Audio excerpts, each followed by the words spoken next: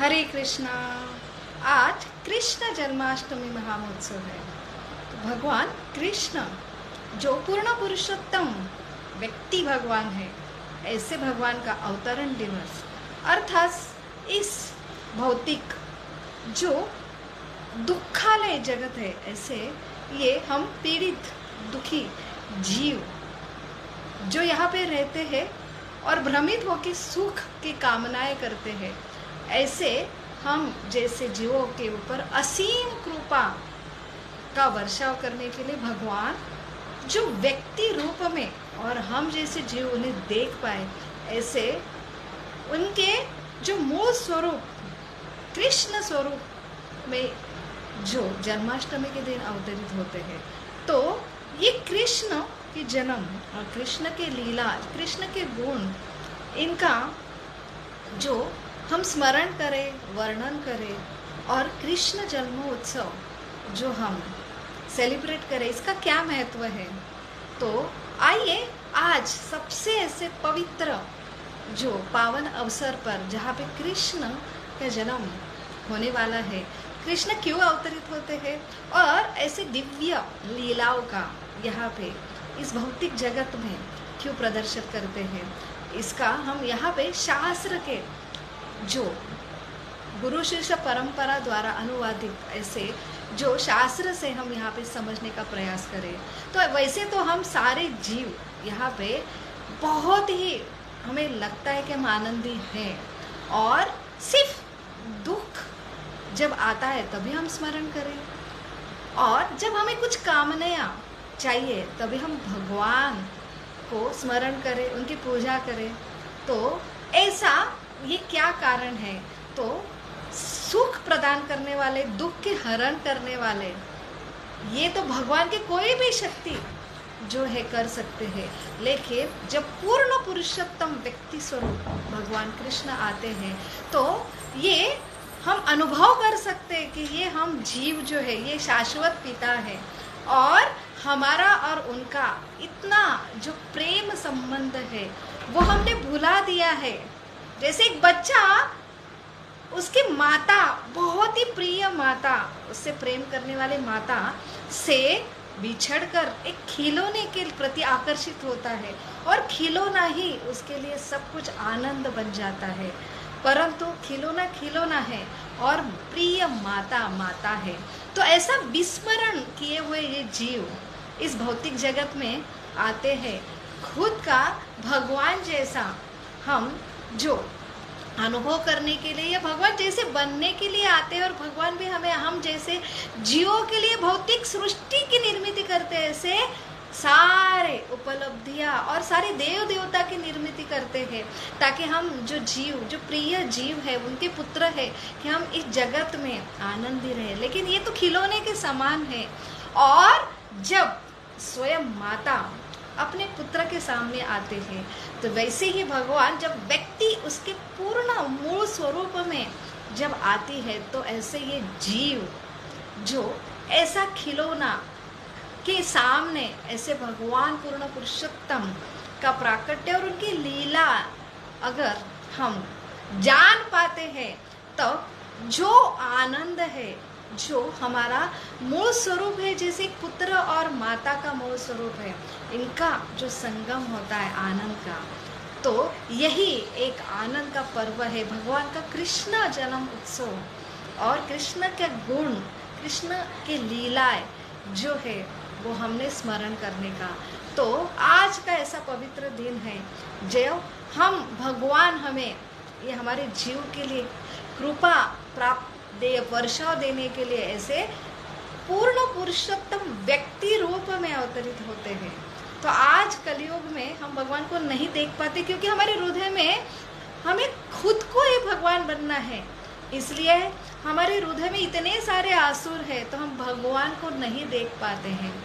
परंतु कृष्ण जन्म, ये भगवान कलयुग में भी कृष्ण अवतरण होते हैं और हम जैसे जीवों का अगर हम शाश्वत ऐसे जो अधिकृत गुरु शिष्य परंपरा द्वारा हम उनको उनका अवतरण का कारण और उनका अवतरण इस जगत में आज कैसे होगा ये समझ पाते हैं, तो हम ना सिर्फ दुख का हरण परंतु ऐसे पूर्ण सुख का आस्वादन करके हम पुनः भगवान से प्रेम प्रस्थापित करके अपने शाश्वत धाम को लौट सकते हैं। ऐसा ही प्रयोजन है भगवान के इस भौतिक जगत में अवतरण का और उनके लीलाओं का।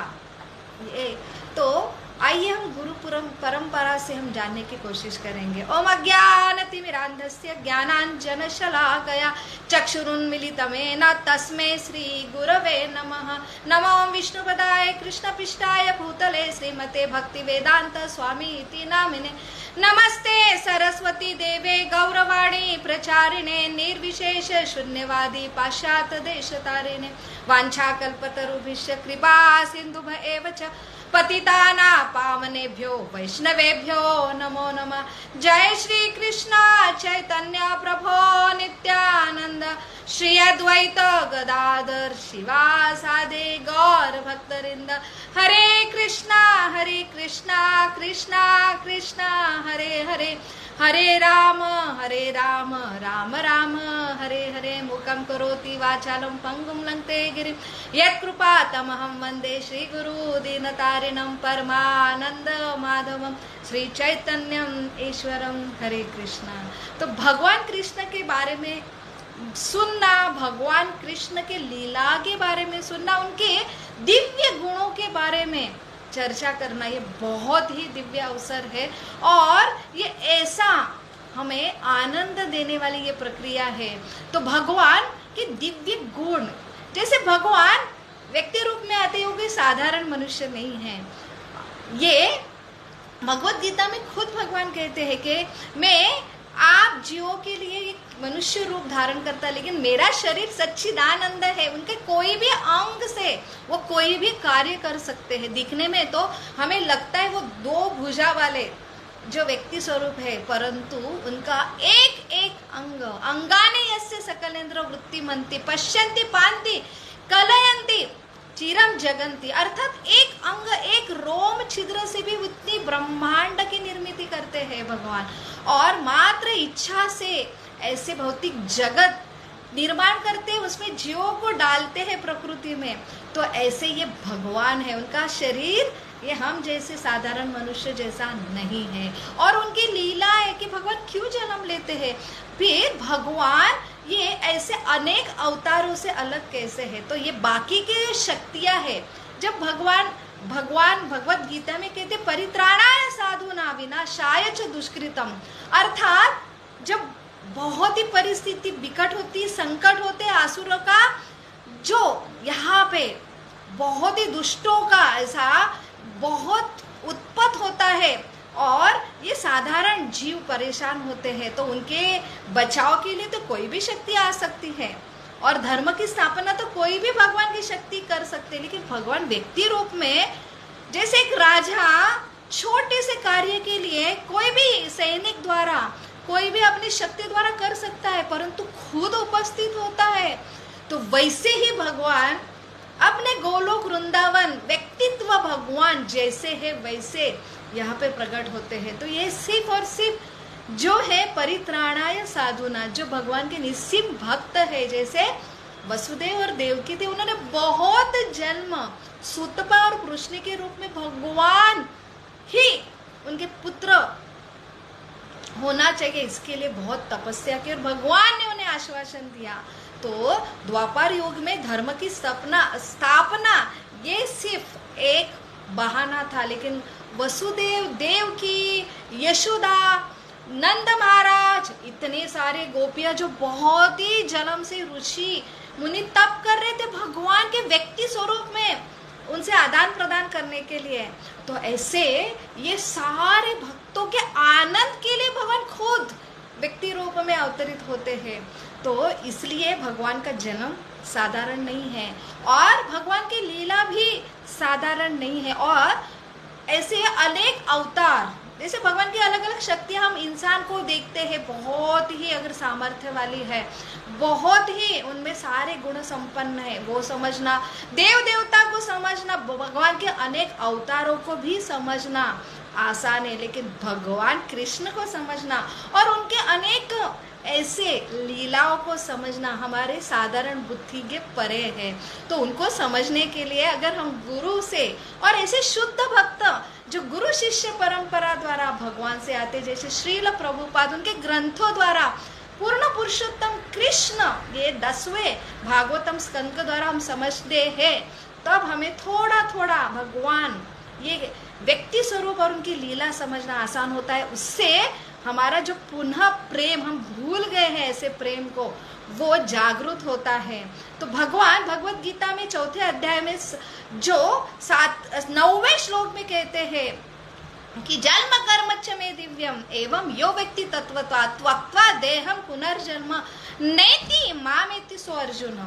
तो मेरे अगर जन्म के बारे में, दिव्य जन्म और दिव्य लीला के बारे में अगर कोई व्यक्ति जान लेता है, उसके जो प्रकृति को जाने में क्यों जन्म लेता हूँ, मैं क्यों लीला करता हूँ, ये अगर समझ लेता है तो वो ऐसे ये दुखालय जगत में फिर से शरीर रूपी जन्म नहीं लेता है, परंतु वह शाश्वत धाम में प्राप्त हो सकता है। तो भगवान की दिव्य जन्म और लीलाओं को समझना ये साधारण कार्य नहीं है।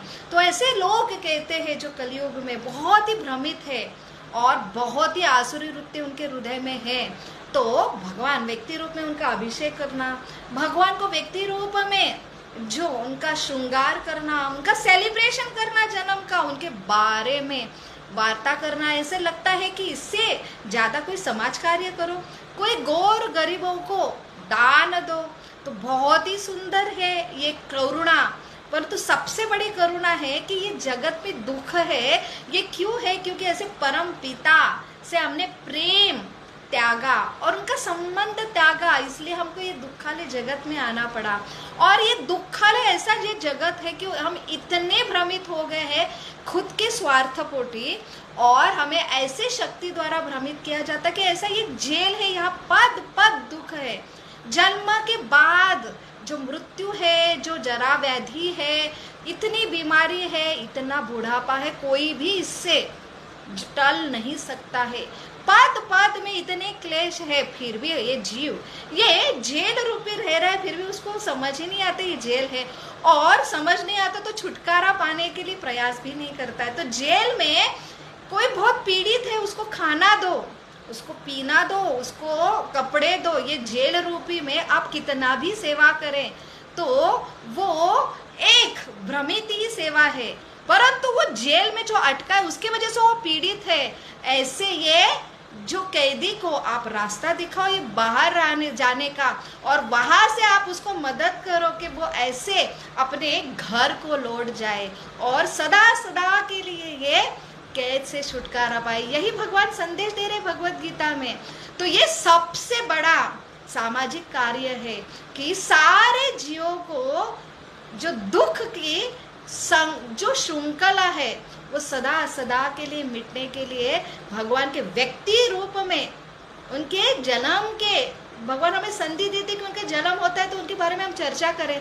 जितना हम उनके बारे में चर्चा करें, जानने का प्रयास करें ये भगवान है कौन, ये भगवान जो व्यक्ति रूप में और बाकी के अवतार में क्या फर्क है, और बाकी देव देवता में क्या फर्क है, हम जैसे मनुष्य जो सामर्थ्यशाली अलग अलग उनमें क्या फर्क है, और क्यों उनके बारे में सुनना चाहिए, क्यों उनका गुणगान इतना करना चाहिए। तो ये एक दुखों की श्रृंखला का संपूर्ण रूप से जो है हम समाप्त कर सकते, इतनी ये ताकत है भगवान के व्यक्ति रूप के बारे में सुनना और उनके बारे चर्चा करना। भी छोटा सा हम सिर्फ जन्माष्टमी के पर्व के दिन भगवान के 64 गुण हैं। तो भगवान देव देवता और उसके बाद प्रथम ब्रह्मा जी जीव जो है 50 गुण, उसके बाद ये शास्त्र में वर्णन है, उसके बाद शिव जी है जो है 55 गुण, इसलिए वो भगवान कहे जाते हैं। उसके बाद विष्णु वो 60 गुण उनमें रहते हैं, इसलिए वो पूर्ण भगवान है।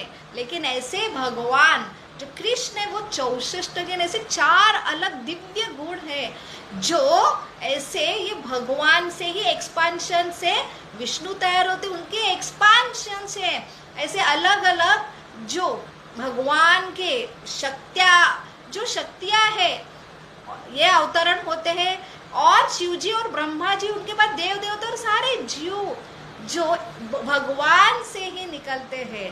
तो वो भगवान की सारे जो गुण है उनमें भगवत्ता के, ईश्वर के, और ये दिव्य गुण भगवान से ही आते हैं, लेकिन उनमें और भगवान में अंतर है, ये 64 गुण। तो भगवान जो है इतने सुंदर है कि उनका जो सौंदर्य है कि वो हमेशा अपने चीर तरुण, वो 124 ईयर के थे, 125 साल के थे जब भगवत गीता उन्होंने अर्जुन को सुनाई, फिर भी वो सिर्फ 15 साल के नवयुवक लगते हैं। तो ये है उनकी भगवान पूर्ण पुरुषोत्तम व्यक्ति रूप की ये पहचान है। तो भगवान हमेशा नवयौवन रहते हैं। भगवान इतने सुंदर होते हैं कि उनका सौंदर्य किसी भी बाहरी परिस्थिति से ढका नहीं जाता, इसलिए वो थके भागे जब कृष्ण रूप में गैया चरा के आती, इतनी धूल उनमें रहती है, फिर भी गोपियां वो इतने मोहित होते हैं उनका शाम का थका हुआ, जितना धूल से मखा हुआ वो चेहरा देख के वो ब्रह्मा जी को कहते हैं पलक क्यों थी, 1 मिली सेकंड के लिए, निमिष के लिए झलकते तो हम उनको देख नहीं पाते हैं, और ब्रह्मा जी को वो कोसते हैं। और जब रणांगण में भगवान खून से जख्म उनके आंग पर है, खून से लथपथ और क्रोधित भी है, जैसे भीष्म पितामह पर जब वो आक्रमण करते अपनी खुद की प्रतिज्ञा तोड़कर, वो जब अर्जुन के ऊपर वार होता है तो उनके ऊपर वो क्रोधित होके आक्रमण करते हैं, और इतना उनका जो ऐसा रूप है वो देख के भीष्म पितामह मोहित होते हैं। सारे जो सैनिक है, हमें लगता है बाह्य रूप से भगवान के द्वारा वो मारे जाते हैं, लेकिन भगवान को देख के ही उनका हृदय में आसुरी प्रवृत्ति निकाल के वो शाश्वत धाम में जा रहे। इतना ये भगवान का ऐसा क्रोधित, और जो रणांगण में भी ऐसा रूप है, तो सही में ये सौंदर्यता रहती है। उनका सौंदर्य सिर्फ उनका सौंदर्य से ये प्लीजेंट, जो हम बोलते हैं कि हमको हृदय को ऐसा प्लीजेंट फीलिंग होता है, वो उनके सौंदर्य देख के होता है। तो हमें क्यों नहीं उनका सौंदर्य दिखता है? क्योंकि हमारे अंदर हृदय में हम खुद को इतना प्रेम करते हैं, ये हमारा स्वभाव नहीं है, और खुद के प्रेम की वजह से हम अंधे होते हैं। तो हम सही में जो सौंदर्य, उनका गुण हम नहीं देख पाते। इसलिए भगवान का नाम, भगवान का रूप अगर हम गुरु की कृपा से रोज नित्य रूप से कर लेते हैं, तब हम जाके उनके गुण, उनके सौंदर्य को हम देख सकते हैं। तो भगवान का सौंदर्य, भगवान का बल, वो निमित्त मात्र 3 दिन के थे, पुतना वध किया, 3 महीने के थे जब उन्होंने षटकासुर ऐसे आसुरों का वध किया, और 6-7 साल के थे ने गोवर्धन धारण किया। उनको आसुर मारने के लिए बड़ा नहीं होना पड़ा। तो ये आसुर मारने का वो सिर्फ उनकी आसुरी प्रवृत्ति निकाल के उनको सबको उद्धार करके पुतना को भी गोलोक वृंदावन चले गए। उनको कोई भी द्वेष किसी से भी नहीं है। तो ऐसे ये संपूर्ण सौंदर्य, संपूर्ण जो बल, संपूर्ण ऐश्वर्य उनमें है, क्योंकि वो भगवान हैं। और ये भगवान 16,108 रानियों के साथ रहते, तो ये उन्होंने खुद के तृप्ति के लिए उन्होंने विवाह नहीं किया। तो वो सारे इतने जन्म के योगी मुनि थे, उनको भगवान के साथ वो रस चाहिए था, और उन्होंने खुद इच्छा की और वो खुद शरण किया। और ऐसे जो रानियां थी उनको कोई भी स्वीकार नहीं कर रहा था, इसलिए भगवान ने उनसे विवाह किया। 400 करोड़ गोपियों के साथ उन्होंने रासलीला की, तो ये उनकी ही इच्छा थी, और वो बहुत ही जन्म से तप कर रहे थे, और भगवान को इस रूप में उनकी इच्छा है। तो भगवान वही है जो हर जीव की इच्छा पूर्ण करते हैं। तो इसलिए भगवान इस मूल स्वरूप में प्रकट हुए अपने सारे भक्तों की इच्छा पूर्ति के लिए। तो भगवान जो है ऐश्वर्य अपना इतना एक्सपांड करते हैं, तो 400 करोड़ गोपियों ने उन्होंने खुद को एक्सपांड किया। तो हर रूप जो है, हर गोपियों जैसा जो नृत्य कर रहे थे। तो ये भगवान ही कर सकते कि अपना खुद का विस्तार, और हर जो कृष्ण रूप है अलग अलग हर गोपियों के साथ, हर 16,108 रानियों के जैसे वो आदान प्रदान कर रहे, तो ये भगवान ही है और ये भगवान के चिन्ह है। तो भगवान ये इतने इंटेलिजेंट है कि उन्होंने ये सारे वेद, भगवत गीता जो दी, और जो भगवान इतने यशवान है कि वो चोरी भी करते हैं तो वो फेमस होते हैं। तो माखन चोरी उतना स्वीट, उनका मधुर पास टाइम है, तो उनका भ्रमित करना भी, वो चोरी करके गोपियों को भ्रमित करते, वो भी इतना मधुर है। तो ऐसा ये चोर है, क्यों चोरी करते हैं? क्योंकि गोपियों की इच्छा थी कि वो आए, क्योंकि उनका सौंदर्य वो थोड़े देर तक निहार सके, इसलिए खुद ऐसी पोजीशन करके रखते थे कि वो जो कृष्ण आए उनके घर में चोरी करे, और फिर से कंप्लेंट करने के लिए यशोदा मैया के घर जाते थे कि फिर से वो कृष्ण को देख पाए हैं, क्योंकि उनका देखना वो इतना उनको आह्लाददायक आनंददायी था। तो ये उनकी दोनों की आदान प्रदान थी। और कृष्ण क्यों चोरी करे? वो तो सबके मालिक है। तो ये चोरी, ये माखन, जो भगवान के भक्त जो इतने माखन जैसे मृदु है कि भगवान वो अपनाने के लिए, उनका प्रेम अपनाने के लिए वो चोरी करते, तो वो भी इतनी मधुर है तो भी फेमस हो जाते हैं, क्योंकि वो सच्चिदानंद है, उनमें कोई भी खोट नहीं है। तो वो सत्यवचनी है, फिर भी लगता है वो झूठ बोलते हैं, और वो चोरी करते, वो रण छोड़ते भी है, भाग के जाते। इनमें बहुत सारे कारण छुपे कि भगवान ने क्यों रण छोड़ के भागे। 16 बार पराजित करने पर भी 17 बार जब आक्रमण हुआ तब वो उन्होंने जो पलायन किया, तो उसके बहुत ही कारण है। तो हम अपने अगर बुद्धि से, दृष्टि से देखते तो भगवान में बहुत ही हम कमियां निकालते। तो ये सारे, जैसे सूर्य में कमियां निकालने से हम, सूर्य को तो कोई दोष नहीं लगेगा, लेकिन हम वो सूर्य प्रकाश से वंचित होंगे, हम अंधेरे में चले जाएंगे।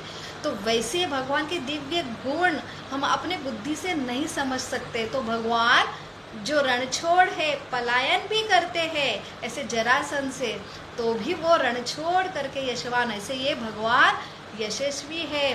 और भगवान जो उनका त्याग भी है, तो वो ऐसे ये 11 साल इतने प्रेम करने वाले गोपियां नंद बाल, और ये छोड़ के वो अपने कर्तव्य पलायन के लिए मथुरा और वहां से द्वारका जाते हैं। तो ये भगवान जैसे कोई भी वैरागी नहीं हो सकते। ऐसे भगवान संपूर्ण सौंदर्य, संपूर्ण ऐश्वर्य, संपूर्ण यश, संपूर्ण ज्ञान और संपूर्ण वैराग्य और संपूर्ण बल, ऐसे षड ऐश्वर्य भगवान है, इसलिए वो भगवान है। तो भगवान के ऐसे जो विशेष जो 4 गुण है, वो लीला माधुरी, उनकी बहुत ही सुंदर लीला, ऐसे कोई भी भगवान के अवतार में ऐसी इतनी मधुर लीला नहीं है जो भगवान की ये लीला।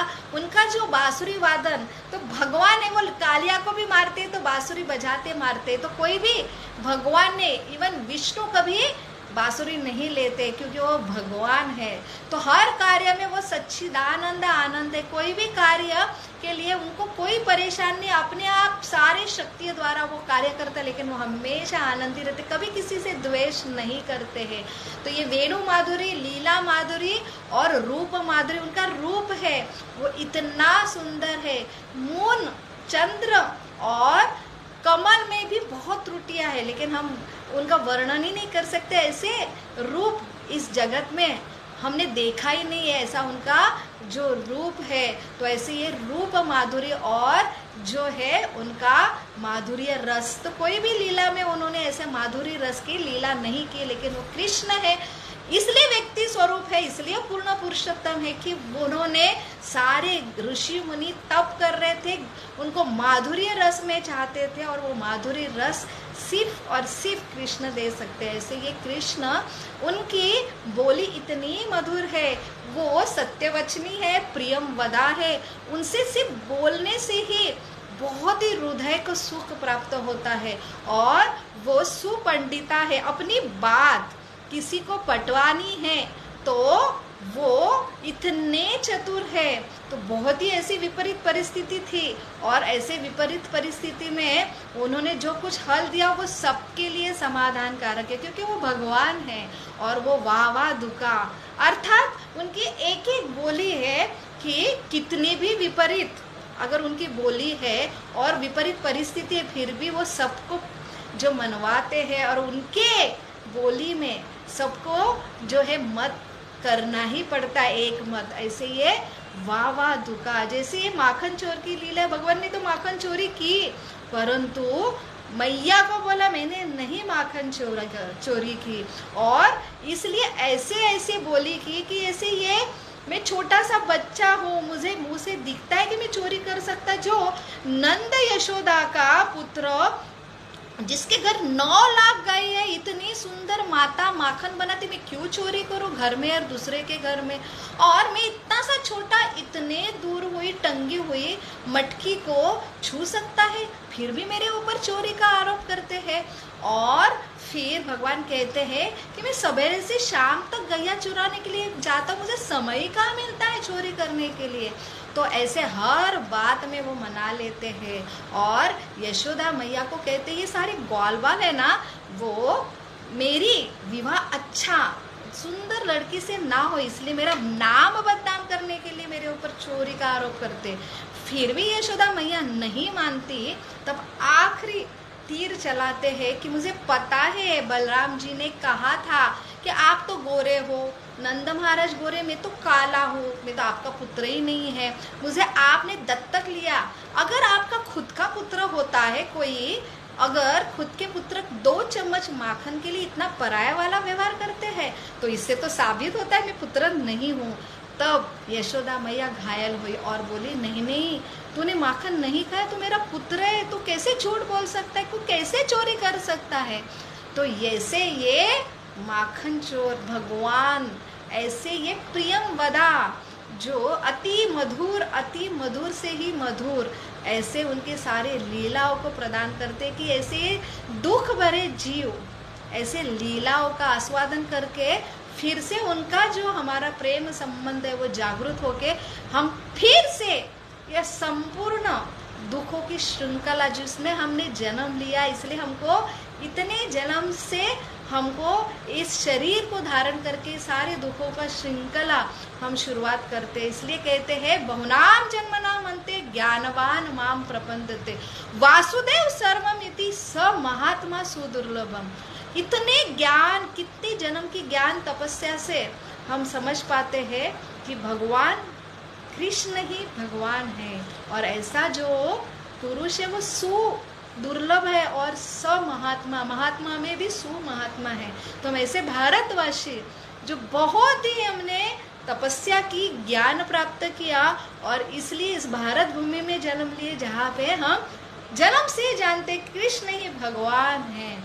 तो ऐसे ये हम भाग्यशाली जीवों के लिए ये कृष्ण जन्म के बारे में सुनना, उनका सेलिब्रेशन करना, उनके बारे में गुणगान करना, ये बहुत ही हमारे लिए भाग्यशाली बात है।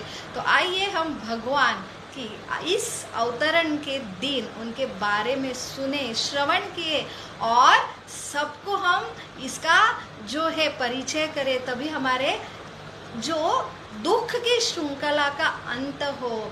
हरे कृष्णा कृष्ण कृष्ण हरे हरे, हरे राम राम राम हरे हरे। आप सभी को कृष्ण जन्माष्टमी के लाख लाख शुभकामनाएं। हरे कृष्णा।